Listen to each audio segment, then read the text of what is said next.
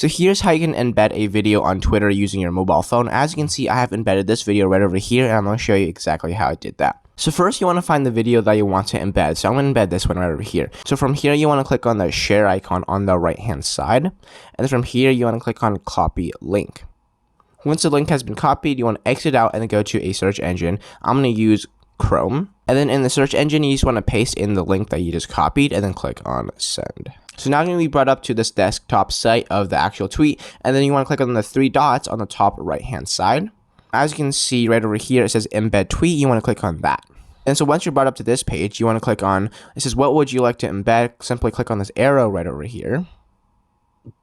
And then now click on copy code.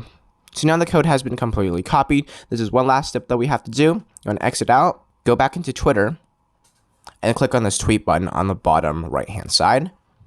And then now you want to simply paste in the link. Now it's going to give you this big copy, but here's what you need to do carefully. You want to look for the words that says picktwitter.com right over here.